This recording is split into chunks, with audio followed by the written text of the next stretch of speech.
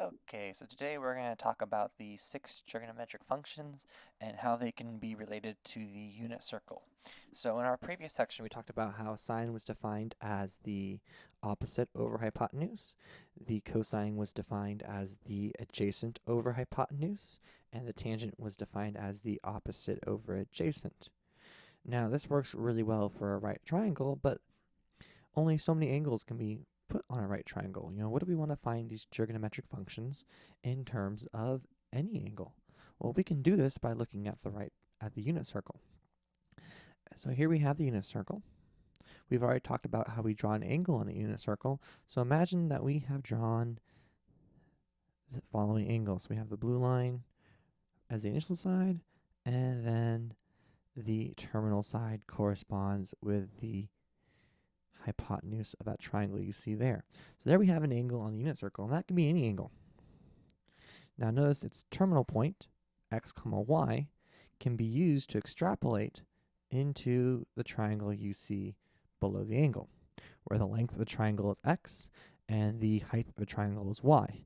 Now we know that the hypotenuse is equal to the radius, but this is the unit circle, so the radius is always going to be 1. That's why when I had you draw your special right triangles in the previous section, we always had you use a hypotenuse value as 1. So with that being said, our point xy could be any point in the circle, a point over here, giving an angle much larger than 90 degrees. In fact, we know we can draw any angle in the unit circle, so we can find the trigonometric values for any angle, positive or negative. The one thing to remember, though, is to make sure that your value of sine, cosine, tangent, etc. has the right polarity, that is negative or positive. An easy way to remember that is the following acronym.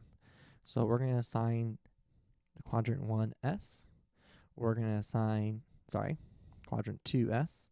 We're going to assign quadrant 1 A. We're going to assign quadrant 4 C and quadrant 3 with a T. So here we have the following saying: all students take calculus. How does that relate to trigonometry? Well, it stands for the following. In quadrant 1, all are positive. All 6 trigonometric values are positive when they appear in quadrant 1. In quadrant 2, sine and its reciprocal cosecant are the only thing that's positive. And finally, in quadrant 3, tangent. Only tangent and its reciprocal cotangent are positive. And in quadrant 4, letter C, only cosine and its reciprocal secant are positive. So we have all, sine, tangent, cosine.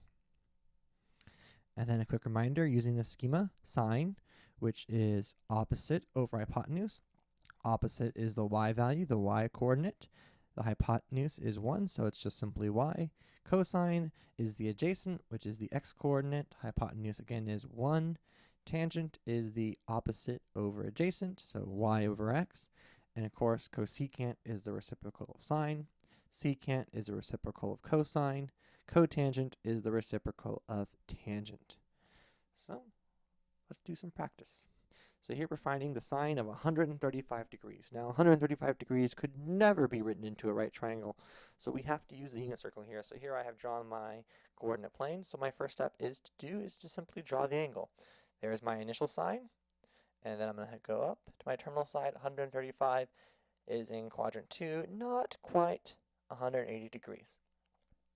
So now I need to draw my reference angle. The reference angle is it's easy to imagine as a triangle, the reference triangle. Take the end point of the terminal side of the angle and proceed directly to the x-axis. We always, always, always go to the x-axis. And now we've created the triangle you see in red. That's our reference triangle.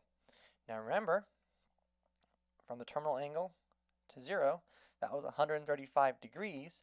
So inside our reference triangle, surprise, surprise, we're going to end up with 45 degrees. And sure enough, this is a 45, 45, 90. Your angles here, your triangles here should always be special right triangles. So now think back to where our memorization was. The hypotenuse is 1 because we are on the unit circle. Opposite the 45 is root 2 over 2. And opposite the other 45 is negative root 2 over 2. Why negative? Because if you look here, we're on the negative side of the x-axis, so all x values take on the negative connotation. So here we have our completed triangle. We filled everything in. So now we go back to our original question. What was the sine? Well, here's my angle. We're talking about that reference angle over here. That's the angle we're looking at. So sine is opposite, or sine is y, which is simply root 2 over 2. So my answer for the first problem is root 2 over 2. Let's look at another example. This time we're finding the tangent of 210 degrees. Same procedure. I start off by drawing my angle. There's my initial side. My terminal side is going to go slightly past 180 degrees. That forms 210 degrees. I'm going to draw my reference triangle. Take the terminal side of the terminal end of the terminal side, proceed directly to the x-axis, always the x-axis, and then I'm going to make my triangle. So there's two sides, and we'll complete it with the hypotenuse. The hypotenuse is 1 because we're on the unit circle. Halfway around the unit circle is 180 degrees. The difference from there to 210 is 30. So I know that that angle inside my reference triangle is 30. I know over here we have 90, so that must mean the final side is 60. Look at that. It's another special right triangle. This is not happening by accident. So remember our mantra, opposite the 30 is the 1/2. But we're going down here, so I'm going to choose a value of negative 1/2. Opposite of 60 is the root 3 over 2. Again, we're on the negative side of the x-axis, so it's going to be negative root 3 over 2. Tangent is opposite over adjacent, or y over x.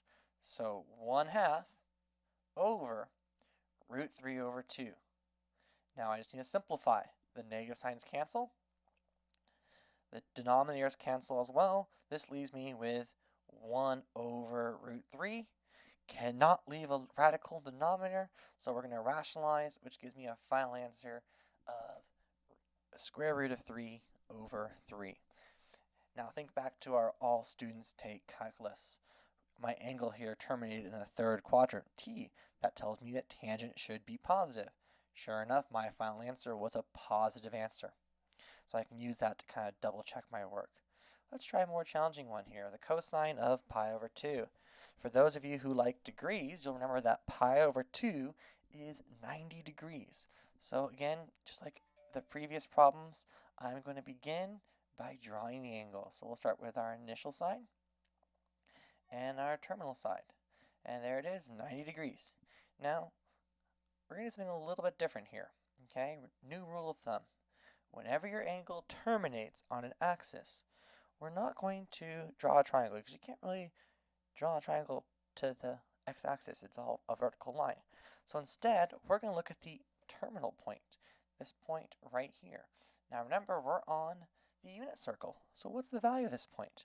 Well, the distance from the end of the unit circle, this point right here, to the center is 1. So, and we're just going simply straight up. So the point here would be 0, 1. And remember here, we can talk about the trigonometric ratios in terms of x and y. And cosine, remember, is equal to the y value. So, sorry, cosine here is equal to the x value because it's the adjacent side. So our answer here is simply cosine pi over 2 equals 0 because cosine is equal to the adjacent side, which is equal to the x distance. And here there is no x distance because we're simply going straight up vertical for the terminal side. So we're going to take a look at these same types of problems, but we're going to work them backwards now.